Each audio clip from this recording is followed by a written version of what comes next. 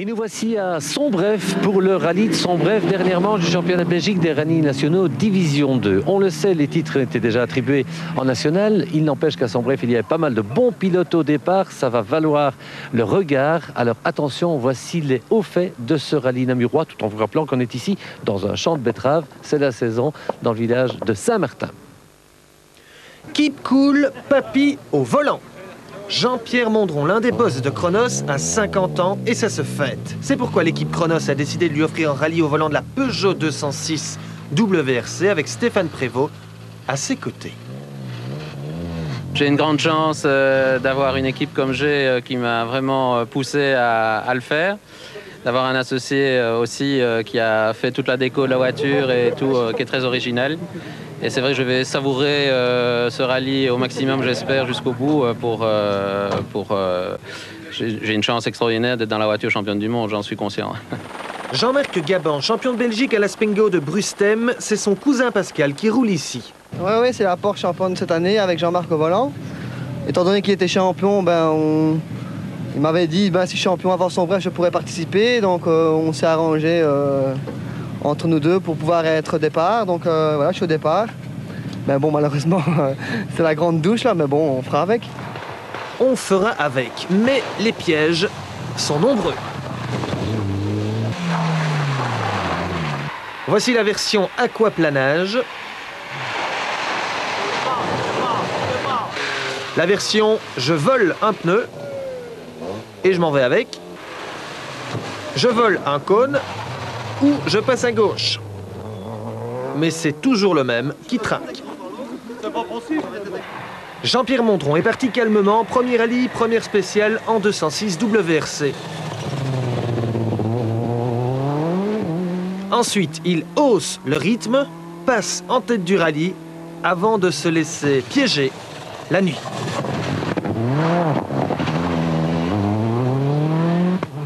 Je ne m'imaginais pas pouvoir être en tête après 3 spéciales. Et puis bon, là, on faisait pas une imprudence plus qu'une autre, mais on est parti en aquaplaning et on est allé se promener dans un champ de maïs. Sans rien casser, mais bon, presque embourbé. Heureusement, on a une 4 roues motrices. Mais bon, il en a fait les frais maintenant dans la dernière. Ils ont été promenés dans un champ de maïs. Heureusement, la voiture n'a rien. Ils ont tout vérifié. C'était l'occasion jamais de la faire rouler. Et on est super content que JP le fasse. Et en plus, il se débrouille super bien. Je suis moi-même le premier étonné. Dans ces conditions, Pascal Gabin termine la première soirée en 7e position. Une première soirée dominée par l'étonnant britannique Rob Barry. Le lendemain, il ne pleut plus, mais ça glisse toujours autant.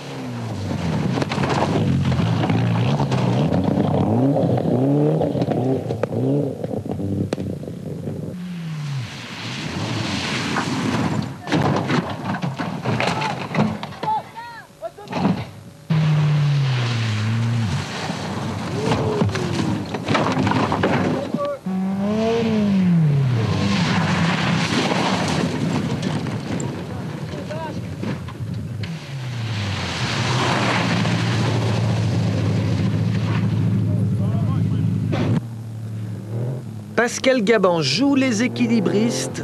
7e hier soir, il remonte un à un ses adversaires et prend la tête du rallye.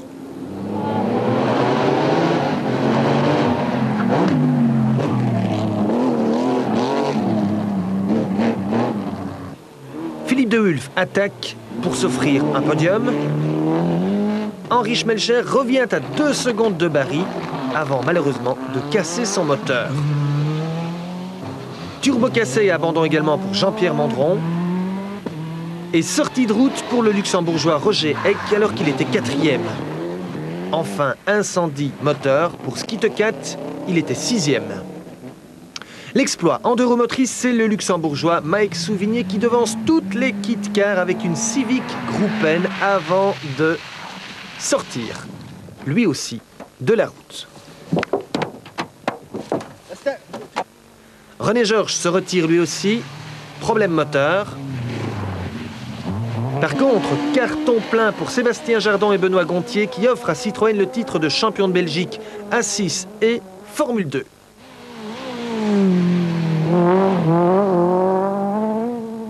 En groupe N, le néophyte Lionel Hansen s'en sort plutôt bien. Deuxième finale à 2 secondes seulement de l'expérimenté Huisman. Deuxième du rallye, Philippe de Wulf devient champion de Belgique. Deuxième division en groupe A. Enfin, Pascal Gabon s'impose brillamment avec près d'1 minute d'avance. C'est une voiture, certain, quelqu'un pour l'année prochaine qui fait ça en national, je vais pas dire il a 9 chances de Ligue des Champions, mais il a quand même 8,5. Et ça pourrait bien être Pascal Gabon l'année prochaine en national avec cette Porsche? Peut-être, on sait jamais. Une victoire, super. Vous avez l'air intimidé. Oui, assez. Elle s'en rend pas compte, je pense. Elle va le sentir tantôt. Comme elle va être mouillée. Merci. Champagne pour Pascal Gabon qui s'impose devant De Wulf, Barry, Huisman, Hansen et Sébastien Jardon. En provincial, victoire en D4 pour Hubert de Ferme, ce qui équivaut à la 3e place en national devant Barry. Victoire en pneu conventionnel pour Raymond Orny qui décroche son 7e titre interprovincial communauté française. Enfin, les connaisseurs auront également relevé la 5e place au général en Corsa Groupe N du régional Samuel Snessex. Want links 72, links 72 en toe rechts 73 rond. En toe links 1 vol. 200 meter rechts vol.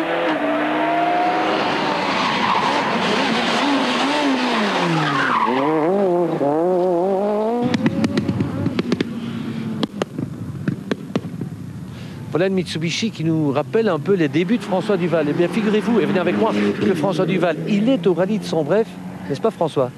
Au rallye de Sombref, n'est-ce pas? On n'arrêtait pas de voyager. Nouvelle-Zélande, Sombref, puis Australie bientôt. Voilà. Ici, ouais. Ok. Alors, mais au départ, là, c'est intéressant, on va demander à Elodie de se retirer un peu. Au départ, on connaît cette voiture jaune, là, c'est quoi? Ouais, elle a déjà changé quelques fois de couleur, mais c'est vrai que c'est mon ancienne voiture qui marchait très fort et qui marche encore parce qu'elle est 2e au général et le garçon va bien avec, donc ça va. On la regarde démarrer.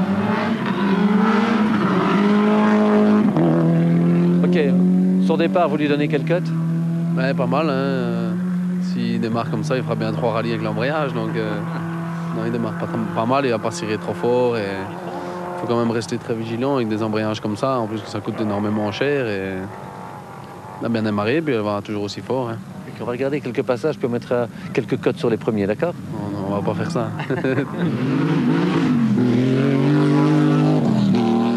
Voilà François, qu'est-ce qu'on dit?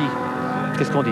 Ouais, pas mal, hein. On voit que la Porsche est surpuissante par rapport aux autres et bon, quand il pleut, c'est très difficile à piloter. Et même là, mais il la pilote très bien, il freine super tard, c'est impressionnant. Ok, alors, le secret de Marcus Gronholm pour être champion du monde, à votre avis? Il a beaucoup de talent, très calme. Qu'est-ce qu'il a peut-être encore d'autre? Il va très vite, très précis et super concentré. Donc ça, c'est déjà 4-5 points que je viens de citer qui sont quand même les plus importants chez lui. Et une bonne voiture comme tout le monde et le mec va bien. Oui, bien, dans ce que vous avez dit, il y a quelque chose qui m'a particulièrement intéressé parce que pour moi, à mon avis, c'est la super concentration de Gronholm, probablement, qui lui a donné le titre de champion du monde, d'accord? Oui, je pense que la concentration y est pour beaucoup. Et d'ailleurs, il paraît qu'il travaille beaucoup là-dessus. Ouais.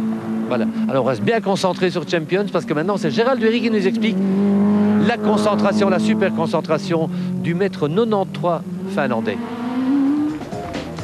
Marcus Gronholm, c'est le nouveau double champion du monde des rallyes. Il est aussi le principal artisan des 3 titres mondiaux consécutifs de Peugeot côté constructeur. Gronholm, l'actuelle référence, n'est pas seulement doué, il bénéficie aussi d'une préparation physique et mentale solide. Nous avons rencontré son mentor suisse. Je suis suisse. Vous habitez où? En Finlande. Et vous parlez quelle langue là-bas? C'est suédois. Alors il y a un Finlandais qui est 2 fois champion du monde. Le nouveau champion du monde, c'est Marcus Gronholm. Il parle finlandais, non? Non, la langue maternelle de Marcus, c'est suédois. Marcus, le Finlandais parlant suédois, a donc besoin d'un petit Suisse pour gagner. Sur chaque rallye, c'est lui son confident, c'est lui le témoin privilégié de ses joies, de ses peines, de ses espoirs et de ses doutes. Encore faut-il qu'il en ait des doutes. Il a une confiance qui est très très bon et il a la capacité pour se concentrer mieux que les autres. Cette année, Richard Burns est son adversaire le plus coriace parce que lui aussi pilote la meilleure voiture du plateau. Mais la différence entre Richard et Marcus est d'ordre psychologique. Peut-être que Richard a plus de problèmes à se concentrer pendant 3 journées sans faire des fautes. Et c'est difficile à dire, mais je pense que c'est ça la différence. On voit qu'il enregistre tout. Ce sont même des spectateurs. C'est souvent qu'il reconnaît même des spectateurs près de la route. Et quelquefois, il salue aux spectateurs sur la route pendant la course. Et ça veut dire qu'il enregistre tout. Problème de concentration pour Richard Burns, mais aussi un sérieux capital confiance entamé. À l'opposé, il y a Marcus Gronholm. Plus il gagne, plus sa confiance augmente et plus c'est facile de gagner.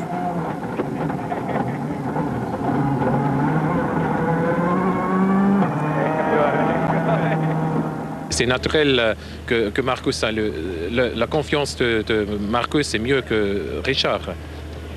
Quand Richard va gagner les premières 2 courses l'année prochaine, c'est une autre histoire.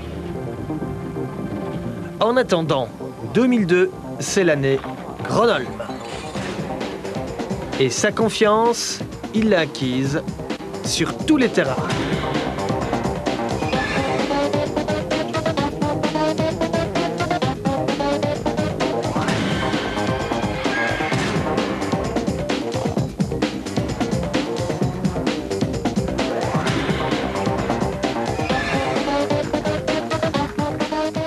Gronholm est au sommet, pourtant il n'y a pas si longtemps, en 1998, ce grand Finlandais n'en menait pas large au départ du Bianchi Rally dans la région de Charleroi face à Freddy Loax. Freddy qui allait lui montrer au shakedown comment rouler sur asphalte avec la Toyota Corolla.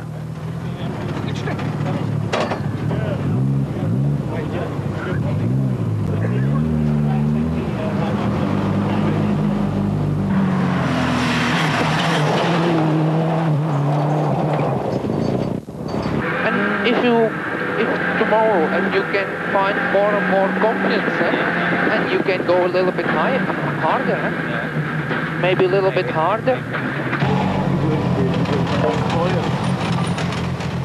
Marcus Gronholm, champion du monde, vous vous souvenez au Bianchi Rally, c'est vous qui lui avez appris comment on roulait et comment on freinait sur l'asphalte? Sur l'asphalte, oui, mais depuis là, il a beaucoup progressé. Il a fait déjà 2-3 saisons fantastiques dans le championnat du monde, donc c'est un vrai champion.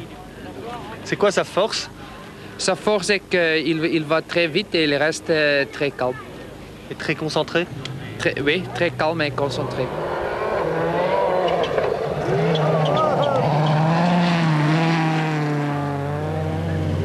Voilà, terminé pour ce Champions 2002 numéro 35. Il fait du bruit celui-là.